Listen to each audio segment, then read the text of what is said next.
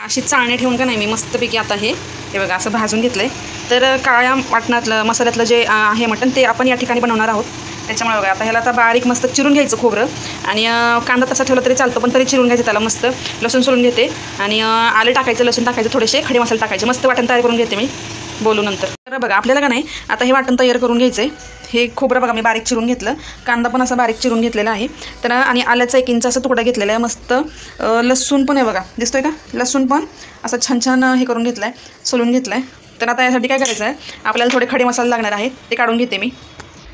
हे बघा धने लागणार आहेत, धने घेते मी।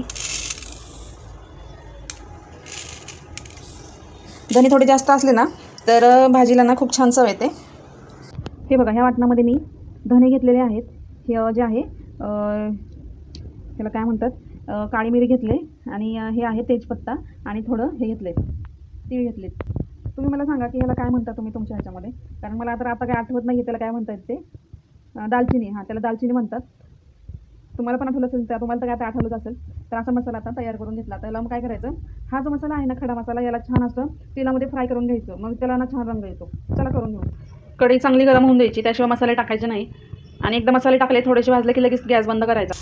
हे बघा मी टाकून घेतले, आता किती छान खमंग सुगंध याचा सुटला आहे, मस्त असा सुगंध सुटला आहे धण्याचा, धण्याला खूप छान वास येतो। आता मी गॅस बंद करते, जास्त वेळ नाही परतायचं।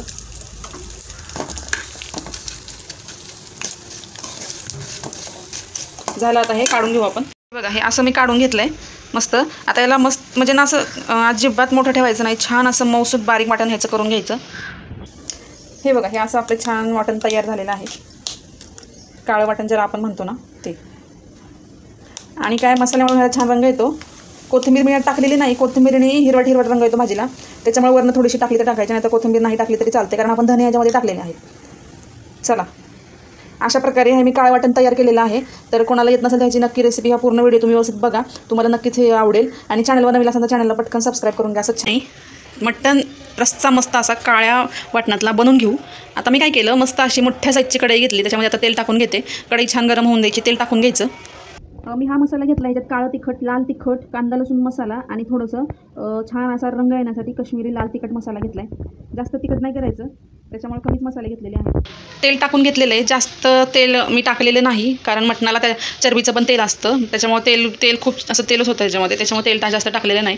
आता याच्यामध्ये का नाही मसाले टाकायचे, कधी पण ना तेलामध्येच मसाले टाकायचे, त्याच्यामुळे मग त्याला का नाही छान तर्री येते। हे बघा आता हे मसाले टाकून घेतले, मसाले हलवून घे थोडंसं, लगेच मसाले ह्याच्यामध्ये वाटण टाक। हे बघा मी आता पटकन असं वाटण ह्याच्यामध्ये टाकून घेतलेत, मग काय होतं मसाले जास्त वेळ जर लावला ना जळतात, त्याच्यामुळे असं हे पटकन ह्याच्यामध्ये वाटण टाकायचं आणि याला छान असं तेल सुटूस्तवर फ्राय करायचं मस्त। मी पटकन ह्याला आता फ्राय करून घेते। हे बघा मसाला परततोय अजून, बारीक गॅसवर याला छान असं तेल सुटूस्तवर परतायचं। त्याच्यामध्ये आपल्याला नाही गरम पाणी टाकायचं, पाणी एका ठिकाणी गरम करायला ठेवलं, कधीच कोणत्याच भाजीमध्ये गरमच पाणी टाकायचं, गार पाणी नाही टाकायचं।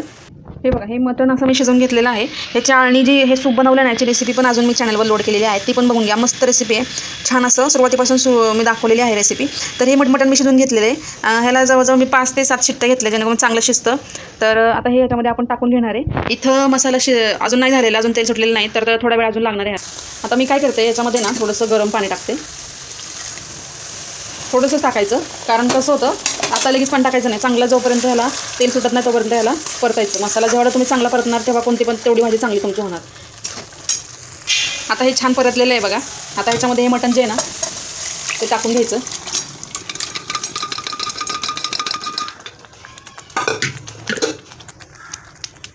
हे बघा ह्याच्यामध्ये मी पाणी पण टाकून घेतलेलं आहे, गरम केलेलं, आणि आता हे आपल्याला मस्त असं शिजून द्यायचं आहे। जेवढं तुम्ही याला छान असं शिजवणार ना त्याची मस्त चव येते। मीठ नाही टाकले मी, कारण कसं आहे आपण जेव्हा आळणी बनवतो ना त्याच्यामध्ये मीठ टाकलेलं असतं, तर मग टेस्ट करायचं आधी कसं झालं, त्याच्यानंतरच याला मीठ टाकायचं, नाही तर मग मिठाचं प्रमाण जास्त होतं।